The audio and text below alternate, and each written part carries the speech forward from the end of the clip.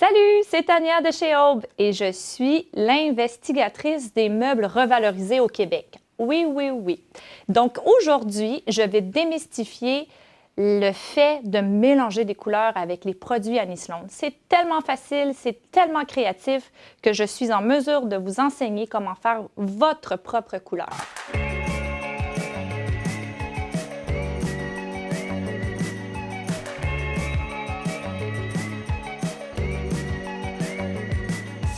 Tout d'abord, je veux vous montrer, pas nécessairement un carrousel, parce qu'Annie Sloan, elle n'aime pas ça faire les choses comme les autres. Puis j'aime ça, ça me ressemble beaucoup. Elle a fait un triangle. D'abord, vous avez les neutres, vous avez toutes les couleurs chaudes d'un côté et toutes les couleurs froides de l'autre. Je vais vous présenter un peu plus d'avantages. Mais quand on parle de faire un mélange, c'est important de comprendre que quand que vous allez faire votre projet à la maison, c'est de choisir une couleur qui est complètement à l'opposé de où est-ce qu'elle est placée. Je m'explique. Vous avez une pièce au nord. On s'entend qu'elle est froide. C'est important d'aller choisir des couleurs chaudes justement pour habiller votre pièce et vous sentir bien. À l'inverse, si vous avez une pièce au sud, c'est très chaud, vous pouvez vous permettre de choisir une couleur froide. On va aller plus en détail avant de commencer à faire le mélange. Mis à part les couleurs primaires que nous avons appris dans nos premiers cours d'art plastique, qui est le rouge, le jaune et le bleu qu'on peut mélanger pour faire des couleurs secondaires. Et après ça, tertiaire, on sort de ce créneau. Moi, je veux vraiment parler avec vous des couleurs chaudes, des couleurs froides et des couleurs neutres. Et où est-ce qu'elles se présentent dans les produits Annie Sloan? Les voici. Les couleurs neutres sont les couleurs les plus importantes et les plus populaires chez Annie Sloan, définitivement. Par exemple, une personne qui va avoir un projet de faire une cuisine va vraiment plus se diriger vers une couleur neutre. C'est facile, après ça, d'y émettre des accents en couleur dans la déco. Donc, ici, nous avons toutes les couleurs neutres. Ne serait-ce que le marine, ici, Oxford Navy, est une couleur neutre. Nous avons les gris, on a des couleurs neutres froides et chaudes. Par exemple, Chicago Grey, c'est un gris froid. Et ensuite, à l'inverse, Paris Grey est un gris chaud. La même chose pour les blancs ici. On a un blanc neutre, un blanc chaud et un blanc un peu plus froid qui est cendré, que je vous conseille d'avoir sur vos tablettes si vous êtes une artiste. Après ça, j'ai fait des montages ici pour vous montrer les verres. Les verres, vous avez aussi des verres chauds et des verres froids. Donc, vous avez ici à la base les verres qui sont froids et les verres qui se dirigent vers la couleur chaude. Même chose pour les bleus. On va finir avec ici les rouges. Alors, vous avez ici, oui, effectivement, des couleurs froides. Même si c'est un rouge qui se présente dans les couleurs froides, elle a une teinte de bleu à l'intérieur. C'est ce qui fait qu'on la reconnaît dans les teintes froides. Et finalement, on finit avec les superbes couleurs chaudes de Annie Sloan avec les pigments naturels que j'adore. Et toutes ces couleurs-là, qu'elles passent du rose, du brun, du orange ou du rouge, ce sont toutes des couleurs chaudes. Fini le blabla, on passe à l'action. Le fun commence. On va mélanger des couleurs. J'ai les pads ici qui sont les mixing pads que Annie Sloan a créés et que j'adore. Je m'explique. Vous venez en boutique. Vous voyez nos fameuses couleurs. Vous le voyez comment c'est possible de décliner toutes les teintes. Facile comme bonjour, on va le faire ensemble maintenant. Me voici prête à commencer à faire un mélange. Je vais mettre de côté le pad que je vous donne habituellement quand on fait des mélanges ensemble en boutique parce que ici, je veux qu'on ait des grands plans pour que vous voyez vraiment la différence à la caméra. Pourquoi j'ai changé d'idée? Parce que le Old White, c'est comme un blanc qui n'est pas trop chaud, qui a du jaune dedans, ou le blanc pur qui est tellement éclatant qu'on fait des pastels beaucoup plus froides. Je veux vraiment aller chercher une teinte parfaite et le Old White, pour moi, est ma couleur, mon blanc préféré pour tous mes mélanges. Ma couleur préférée ces temps-ci, c'est le Amsterdam Green. C'est un vert pas tout à fait comme mon chandail, mais presque. Et vu que c'est l'automne, parce que je tourne en automne, ben on va faire du vert. Ensuite de ça, regardez comme c'est harmonieux. Annie, elle pense à tout. ce sont ces pinceaux de détail et je les adore aussi. C'est difficile hein, de dire que tu n'aimes pas avec moi parce que moi, j'adore tout ce qu'Annie a fait. Que voulez-vous? Alors, c'est bon. J'y vais, j'ouvre.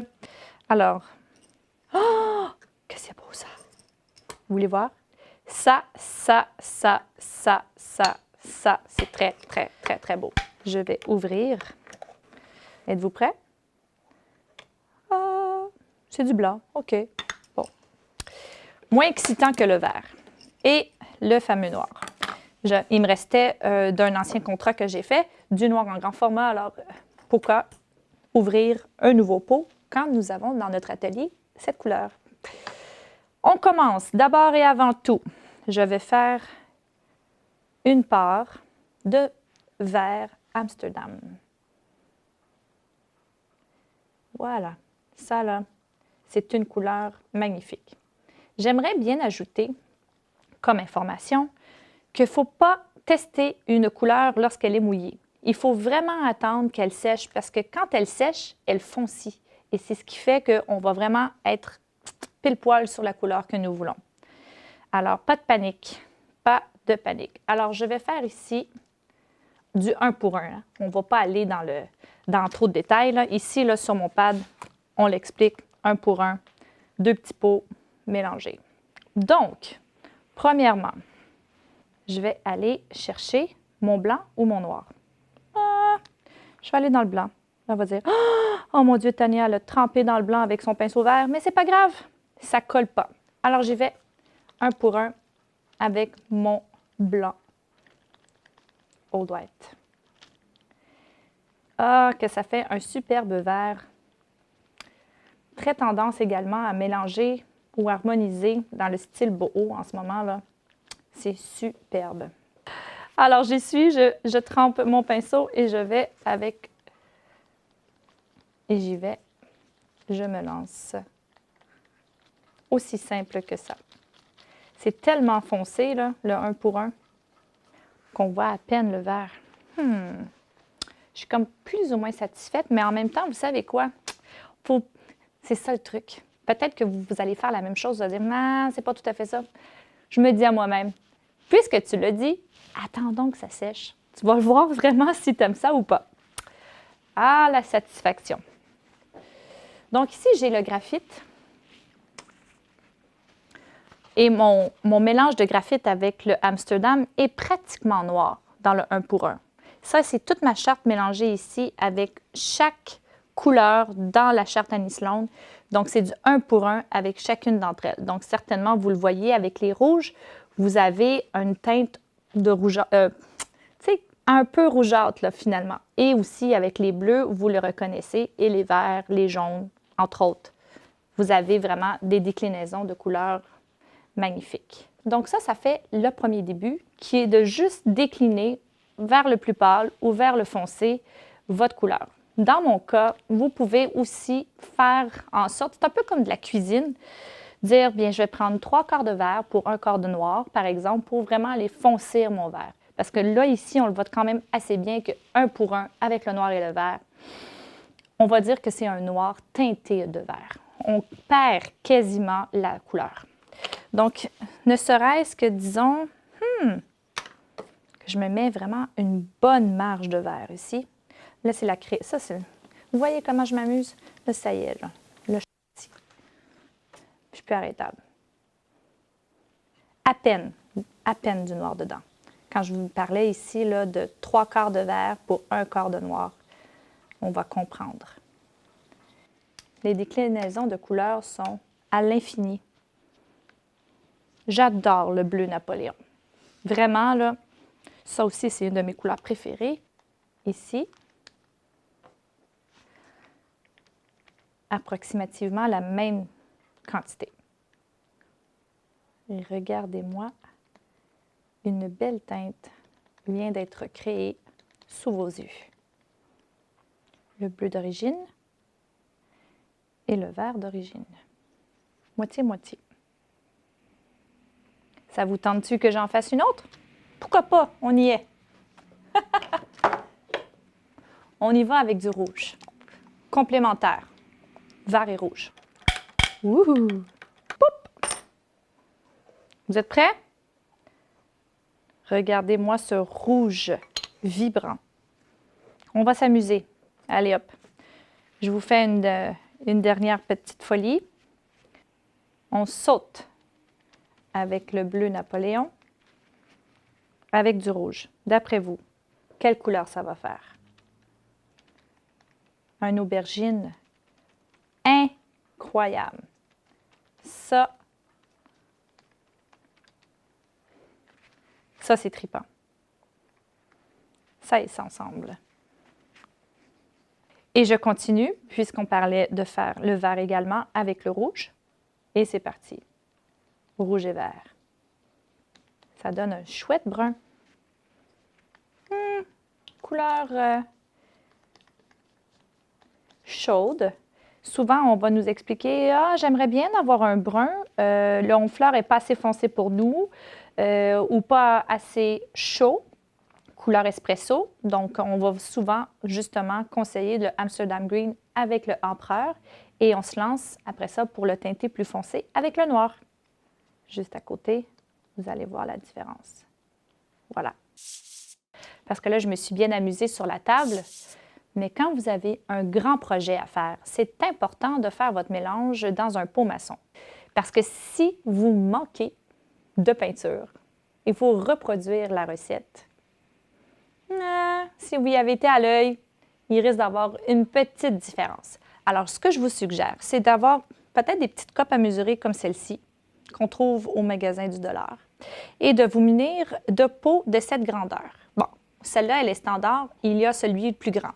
J'aime beaucoup cette marque parce que le goulot ici, il est large et on peut tremper les pinceaux facilement. Donc, à ce moment-là, quand vous mettez votre peinture dans les pots comme ça fait que vous la gardez plus longtemps. En fait, c'est parfait. Là. Quand j'arrive dans le fond, dans mes fonds de canne, comme par exemple celle-ci, je la mettrai dans un pot comme ça. Ça va empêcher la peinture de sécher. Vous faites une cuisine ou un meuble. C'est important, dans le fond, si vous faites une recette de couleur, de ne pas trop aller à l'œil. Quoique moi, j'adore faire ça, je ne vous le conseille pas. Parce que si vous manquez de couleur ou de peinture, justement, pour faire votre projet, et que vous y avez été à l'œil, ça se peut très bien qu'il y ait une légère teinte de différence. C'est pour ça que je suggère de prendre des tasses à mesurer. Celle-ci, c'est une petite. J'aime bien y aller avec celle d'une tasse ou 2 tasses, parce que dans un pot comme ça, il y a environ 4 tasses de liquide. Très facile à diviser en 4, par exemple. Et de cette façon, vous pouvez les mélanger dans un pot maçon comme ça et faire votre projet et vous assurer de ne pas en manquer. Souvent, on va peut-être faire des fonds pour justement les mélanger ensemble, faire une couleur approximative pour un futur projet. Ça vous évite de gâcher votre peinture quand elle arrive au fond puis qu'elle sèche. J'ai envie de vous présenter les chartes qu'on utilise lorsque vous nous visitez à la boutique à Sainte-Thérèse. C'est quoi que vous pouvez consulter finalement en termes de mélange de couleurs? C'est quelque chose qui est adapté à chacun d'entre nous en tant que stockiste et nous l'avons fait simple, simple, simple, un pour un, mélanger toutes les couleurs ensemble pour vous donner tout l'éventail de possibilités qui sont offertes pour vous. Alors, c'est sur consultation en boutique et même s'ils ne sont pas finis, j'avais vraiment envie de vous les montrer. Donc ici, si je vous explique, par exemple, nous avons la couleur de base qui est Aubusson bleu et ici, ils ne sont pas terminés. C'est les déclinaisons avec les blancs. Vous avez tout ici la charte de possibilités avec le 1 pour 1, que ce soit avec les rouges, que ce soit avec d'autres bleus, que ce soit avec des verts ou même des jaunes. Ça vous donne vraiment une idée de qu'est-ce que vous pouvez aller chercher comme réalisation couleur.